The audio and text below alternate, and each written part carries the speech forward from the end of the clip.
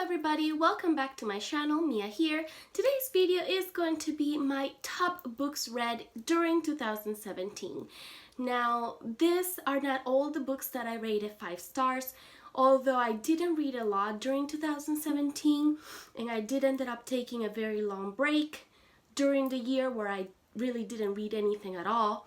I did have some wonderful reads, and out of those wonderful reads I selected my top favorites, which I would like to share with you today. A quick update on my health. If you can still probably hear me out of breath, I am still struggling with this. I'm not sure if it is asthma anymore. I ended up going to the doctor and I am taking medication that would normally work right away, and for some reason it's not.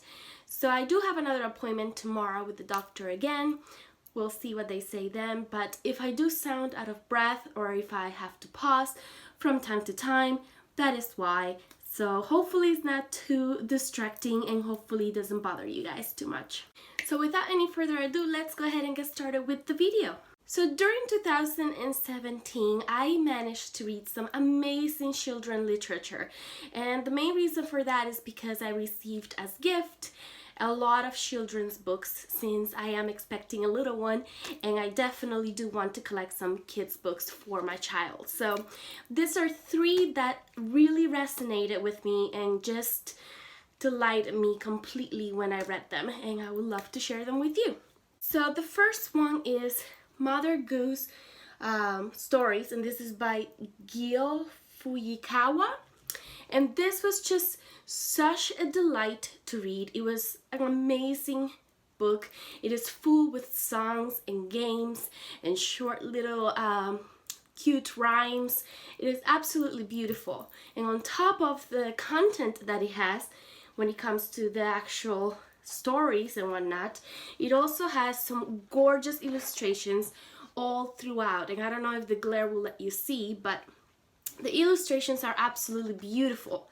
There's both illustrations in black and white, and there are gorgeous illustrations in color as well. So pretty much one page is black and white, the next page is in color, and so on and so on. But I thought this was just a gorgeous kids book, and I just can't wait to read and play and sing some of these beautiful songs and games and short little stories and rhymes to my baby.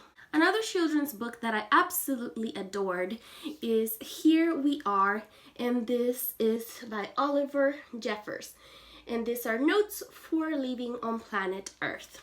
And pretty much this book has a lot of little guides and little notes on how to live and how to survive on planet Earth.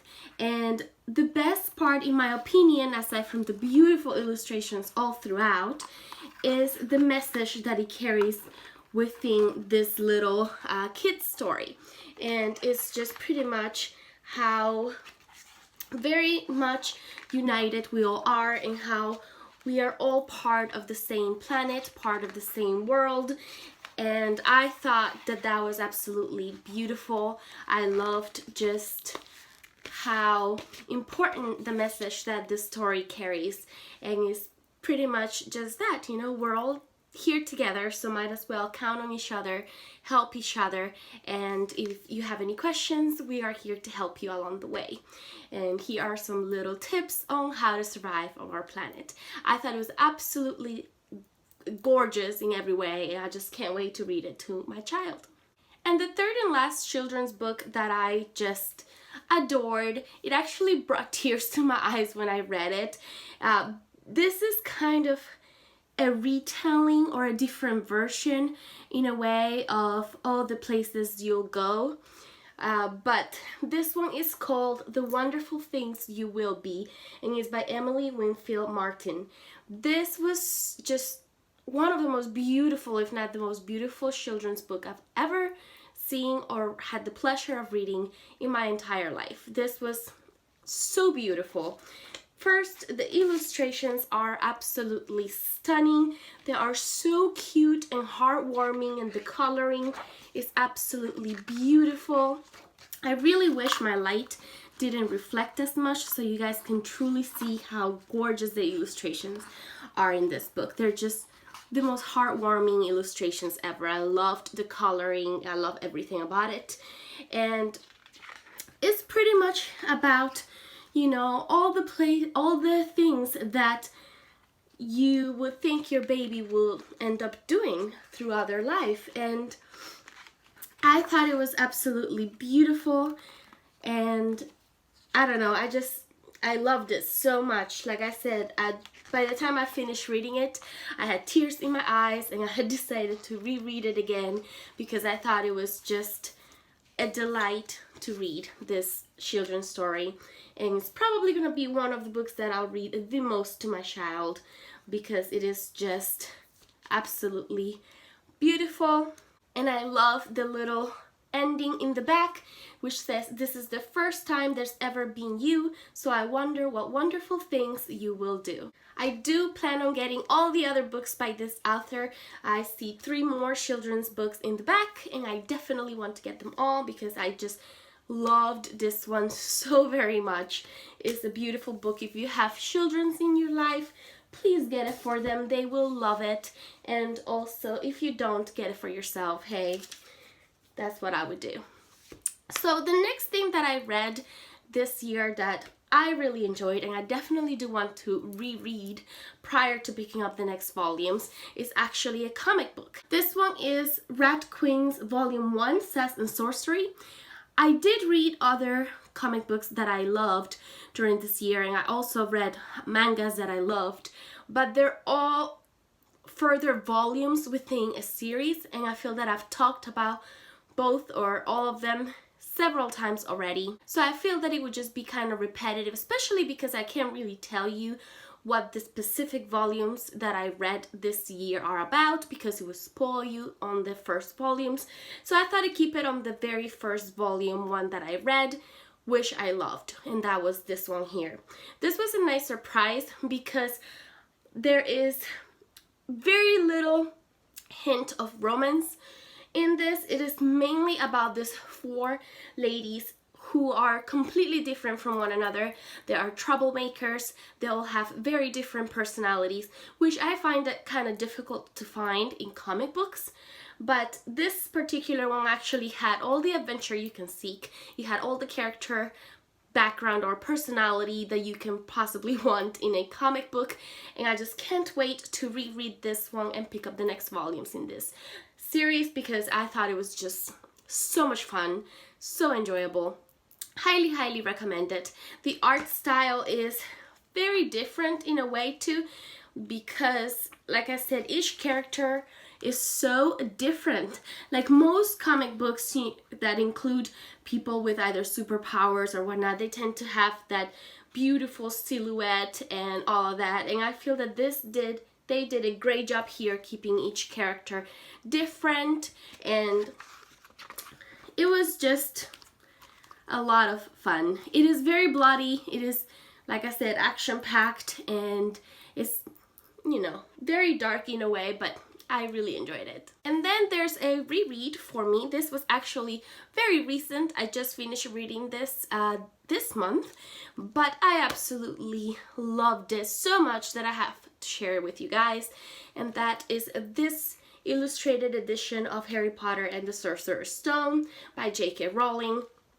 I know you guys already know what Harry Potter is about, and I'm not gonna go into that because obviously you all know what it is about, but this particular edition was just so enjoyable to read. I can't wait to collect the rest of the books in this series, in this edition.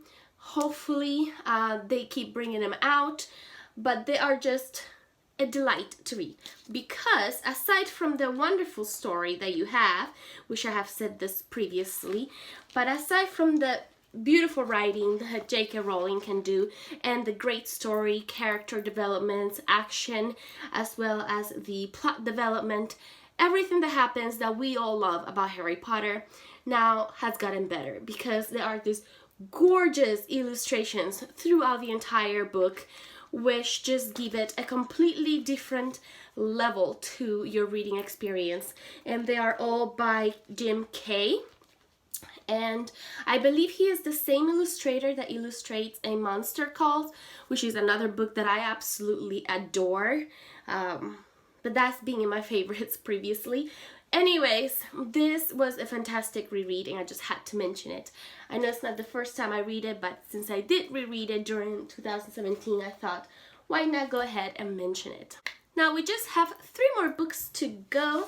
Another book that I'd like to share with you today is one that I also read very recently and I already can't wait to reread it, and that is Pedro Paramo by Juan Rolfo. This was actually a gift from my father for this Christmas, so it is also a little spoiler for whenever I end up doing a book haul, which hopefully will be sometime within the beginning of next year.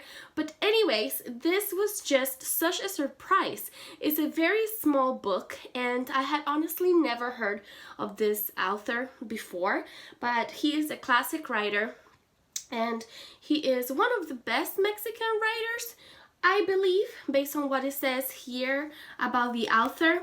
And I'm so glad that I got to experience this particular story. The author, I believe, only has 3 books total, so I definitely plan on collecting the other 2 and reading them as well. I think one is a short story and the other one is also like a small novella kind of book like this one here. So this is pretty much magical realism, and the story is about Pedro Paramo, but the way that it is told is through his son. He is asked by his mother upon her deathbed to search for his father and go back to her hometown and pretty much ask his father to give him everything that he never did as he was growing up or throughout his whole life. So he ends up doing so. He goes to his parents' hometown, but this town is pretty much a ghost town. There is nobody left there, and as he is traveling there and as he gets there and starts discovering the town, he starts meeting a lot of ghosts who are still stuck in this town. There's like 2 versions of this town. There is the one that lives in the memory of his mother from when she was younger, as well as in the memory of his father, and that is this beautiful little town. And then there is the ghost town that we are seeing today. The main character, or there's different perspectives, but the main person telling the story, he ends up being, in a way, an unreliable narrator, because he is, as the more he has interactions with this ghost, the more confused he becomes, and it's almost as if little by little this town kind of absorbs him into the ghosts that live within it. I don't really know how to explain it yet. Like, I just finished reading it not that long ago, but I really enjoyed it. I can't wait to reread it because I actually read this book in a couple of sittings just because of when I actually picked it up. But I do plan on rereading it towards the beginning of next year, and hopefully in one sitting, because I feel that that will give you a completely different feel of the story. It's one of those stories that don't have a lot of breaks from different characters' point of view, and it doesn't really have much division when it comes to the magical realism and the regular aspect of the story. I don't really know if I'm making any sense right now, but pretty much it's a little bit confusing to read. You really have to pay attention. I don't think it's a book for everybody. But if you enjoy magical realism, you would definitely enjoy this. I really got lost within the story, and I loved how he, in such a simplistic way, ended up infusing both death and life within one story. Everything just kind of interludes between the dead and the living, and I just found it fantastic. I really enjoyed it. I can't wait to reread it. I will be doing a book review, but after I reread it, just so that I have my thoughts well put together on this book and can better explain it, because right now, obviously I can't. But nonetheless, like I said, if you enjoy magical realism and that's your kind of thing, I think you'll enjoy this book because it only has the necessary amount of words. The author doesn't overdo it. He doesn't overextend the story. He just tells you what you need to know.